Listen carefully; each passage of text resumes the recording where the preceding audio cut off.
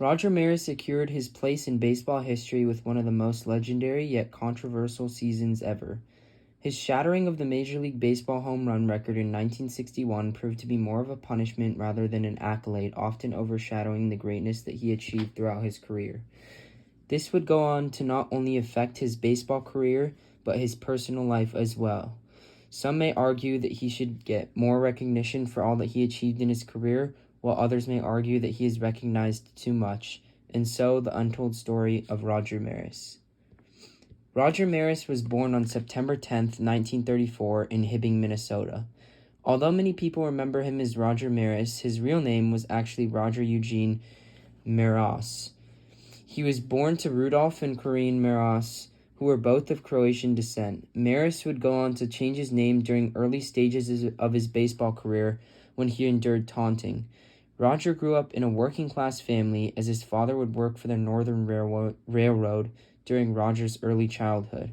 As Roger did not have much growing up, this would teach him key morals such as hard work, perseverance, and discipline, which would transfer to all aspects of his life later on, and specifically baseball. Roger was not an only child, as he was accompanied by his older brother named Rudy. The small family of four would soon move to North Dakota in 1942, where Roger and Rudy would eventually attend Shanley High School. They would go on to excel in basketball and football for Shanley High School, becoming standout athletes. Roger would score 4 touchdowns on kickoff returns one game during his senior year, which would set a national high school record at the time. Shanley High did not, however, have a baseball team due to the constant cold weather, so Roger would play in the American Legion program during the summer. This is where Roger really started to discover his passion for the game of baseball, leading them to a state championship. Roger was eventually recruited, but not for baseball. The legendary football coach Bud Wilkinson offered Maris to come play football at the University of Oklahoma. Although this was a tempting offer and a tough decision, he decided to stick with his passion, which was baseball, and sign a $15,000 contract and play in the Cleveland Indians organization. Roger would start his career at the young age of 18 years, playing in the Cleveland Indians organization, making his way throughout the minor leagues. He would go on to spend the 1953 season playing for Fargo Moorhead. Roger showcased his defensive and offensive skills throughout the minor leagues, which would eventually lead him to move up and play for the Keokuk Colonels in 1954. While playing for the Colonels, he would tie Illinois-Indiana Iowa League record of most putouts by an outfielder, 305. He would go on to play for Tulsa, Reading, and Indianapolis as well, hitting .303 with 78 home runs in the minor leagues from 1953 to 1956. Amidst his minor league success, he also got married to his high school sweetheart, Pat Carval, on October 13th of 1956. They would later have 6 children, 4 boys, 2 girls, which would serve as an unbreakable foundation for the trials ahead in Roger's career.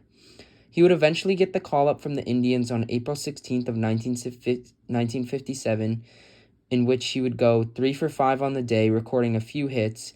However, 2 days later is when his first home run of many came. On April 18th of 1957, Maris hit his first home run in Briggs Stadium in Detroit, which was a grand slam off of Jack Crimminen, and marked the beginning of his elegant yet controversial career as a professional baseball player. During his first year in the major leagues, Maris would slash a measly .235 while hitting 14 home runs and driving in 51 runs through 116 games. Although this wasn't the best, he also drew 60 walks, and it surely was not terrible for a rookie at the time like Maris. Midway through his second season in the league, he was traded away to the Kansas City Athletics along with Dick Tomanek and Preston Ward. The Indians received Woody Held and Vic Power in exchange. In Rogers' second season in the majors, he struck 28 home runs while knocking in 80 runs and finished the season batting .240. Although Rogers would miss 45 games due to an appendix surgery the following season, he would still earn his first MLB All-Star Game honors representing Kansas City in 1959. This would establish Maris as a rising star in the game of baseball and plant him upon the Yankees' radar. The Yankees traded for Maris on December 11th of 1959. The Yankees sent away Hank Bauer, Don Larson, Norm Seaburn, and Marv Thornberry, and the Yankees also received Kent Haley and Joe DeMaestri on top of Maris. As Roger Maris and the Yankees geared up for the 1960 season, he would begin a beautiful stint with the Yankees, eventually breaking Babe Ruth's home run record in 1961. Roger Maris, 25 years old, was expected to replace Bauer in right field for the Yankees, but what the Yankees got was a lot more than the old Bauer that they were used to. Maris would hit 2 home runs in his debut with the Yankees, giving a hopeful future for the Yankees fans in the Bronx, as they had Mickey Mantle as well. When August rolled around, Maris had already belted over 30 home runs while knocking in over 90 runs. Maris helped fuel the Yankees to a pennant, narrowly edging out a talented Orioles squad at the time. Although he suffered a set of late-season injuries which limited his playing time down the stretch, Maris would have such a great season that it would earn him American League Most Valuable Player honors. He would also earn his only Gold Glove in his career, as he would be selected to his second All-Star game as well. The stats that earned him the hardware would be an American League leading 112 RBIs, an American League leading .581 slugging percentage, as well as belting 39 home runs and hitting .283. The Yankees would make a deep run in the playoffs without Maris even doing that well. He slashed .267 with only 2 home runs in the playoffs, and even with this weak performance from their star, the Yankees barely lost the World Series due to the legendary walk-off from Bill Mazeroski and the Pirates. The following year, however, would cement Rogers' legacy in baseball history forever. On January 23rd of 1961, an Associated Press reporter asked Maris whether the schedule changes might threaten Babe Ruth's single-season home run record. Maris replied with, "Nobody will touch it. Look up the records and you'll see that it's a rare year when anybody hits 50 homers, let alone 60. With Major League Baseball on the rise, establishing 2 new teams in the Los Angeles Angels and Minnesota Twins, the Yankees were hungry and looking for revenge. To start the 1961 season, they felt that they needed to have a change in management, letting go of Casey Stengel. Ralph Houk was hired as the new manager, who was also a former Yankees catcher. Although the change was not evident, the Yankees began to gain steam and pull away from the rest of the American League with time. Surprisingly, Maris was not the talk of the town, getting off to a slow start in which he did not have a single home run until the 11th game of the season. Mantle was seen as the real threat to Babe Ruth's single-season record rather than Maris, as he blasted 7 home runs before Maris even got his first on the year. The 1961 season for the Yankees was a showcase of how potent their lineup was. Maris, chasing Mantle the entire season, was finally able to pass him during a stretch from May 17th to June 22nd, where he hit 24 home runs in 38 games. At the time, it was a streak only approached by Babe Ruth when he hit 24 in 41 games during the 1927 season.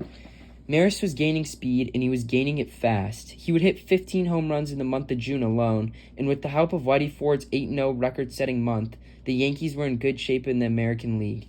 However, the media coverage was not pleasant for Maris at all. Reporters tried to make the race to break Babe's record a competition between Mantle and Maris, calling them the M&M Boys.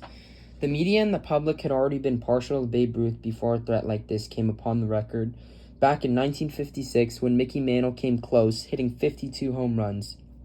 This time, however, the public was even rooting against Maris, claiming he was an outsider and not a true Yankee, and if anyone was to break the record, they would want it to be Mantle.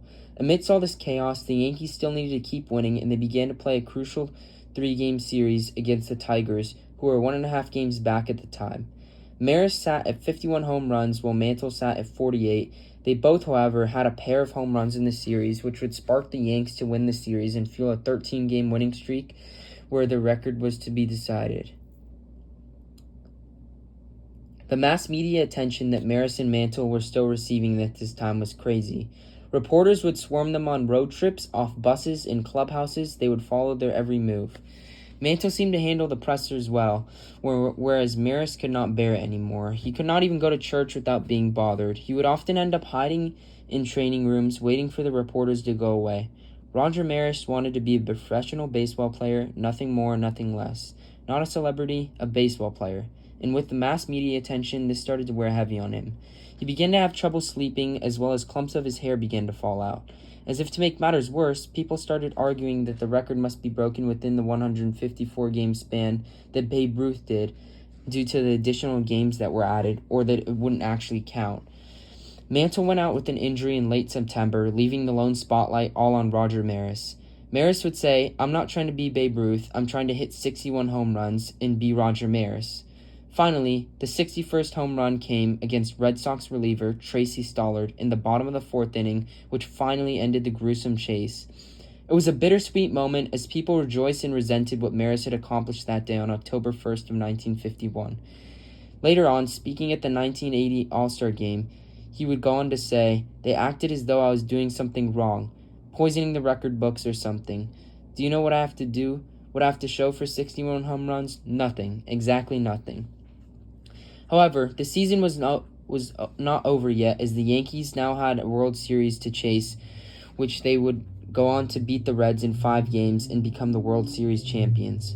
Maris finished .269 with 141 runs batted in, 61 home runs, 144 runs, and 366 total bases.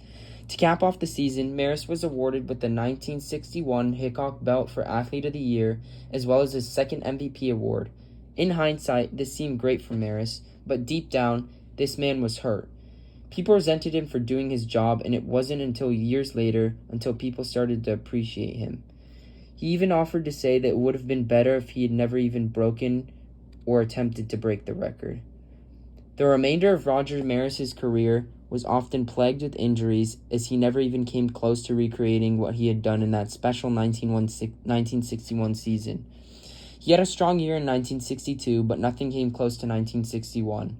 Maris made his 4th consecutive All-Star Game appearance and finished the year batting .256 with 100 runs batted in and 33 home runs. Maris was relieved that there was finally less media attention upon him once more. Mickey Mantle shadowed over him once more and would go on to win his 3rd and final MVP award. Maris had an important role in the World Series that year, as the Yankees were leading 1-0 in Game 7, and yet the Giants were threatening with Matt Alou on first base. Willie Mays doubled toward the right field line, and Maris cut off the ball and made a strong throw which prevented Alou from scoring the tying run. The play set up Willie McCovey's series-ending line drive to second baseman Bobby Richardson, concluding what would prove to be the final World Series for the old Yankees. In 1963, Maris only played in 90 games due to numerous injuries, yet still proved to be a pretty good player. He would hit .269 with 23 home runs and 53 runs batted in. The Yankees would make it to the World Series once more. However, they would be silenced by the overpowering Dodgers and Sandy Koufax. The Yanks were swept in the series and Maris was injured, only playing in 2 out of the 4 games. 1964 rolled around and Maris was back and ready to play. Maris stayed healthy for most of the year and had an awfully productive season. He appeared in 141 games and hit .281. Although his power was starting to fade, he still mustered out 26 home runs. The Yankees' new manager and longtime Yankee player Yogi Berra led the Yanks back to the World Series once more, where they would sadly fall to the young and rejuvenated Cardinals team. This would be the last time that the Yankees would make the playoffs, and sadly, This would be the last time that the Yankees would make the playoffs in over a decade, and sadly, the last time Roger Maris showcased how great of a player he was.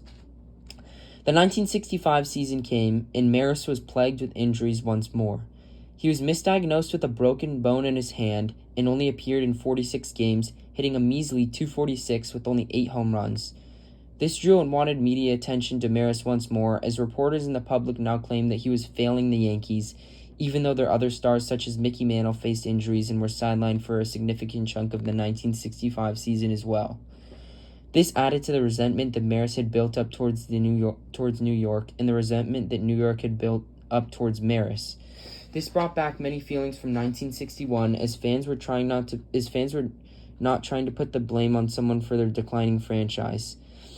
They would say that Maris was never anything close to Babe Ruth, nothing near Mantle, and not even close to his old self anymore, putting all the blame on him. The 1966 season was slightly better, as he was able to play in 119 games while hitting .233, hitting 13 home runs, and batting in 43 runs. He still was nowhere near to where he used to be and dealt with different types of injuries once more. Fans used this as an opportunity to discredit all of Maris's accomplishments and show hate towards a man who never cared about anything more than winning. Maris always put winning first before any type of record or achievement, and that's what hurt him the most. that the fans didn't appreciate all that he did for the franchise. He contemplated retirement after the 1966 season, but the Yankees shipped him over to the Cardinals for Charlie Smith, where he would play the final 2 years of his major league career. This concluded his bittersweet career with the New York Yankees. Maris would go on to play his final 2 seasons, hitting .261 through 125 games in 1967, with only 9 home runs and 55 runs batted in. In 1968, he would hit .255 with only 5 home runs and 45 runs batted in through 100 games. His time spent with the Cards was more than stats, though. He felt rejuvenated and finally appreciated by a fan base. The Cardinals fans, players, and media welcomed Maris and recognized him for his accomplishments.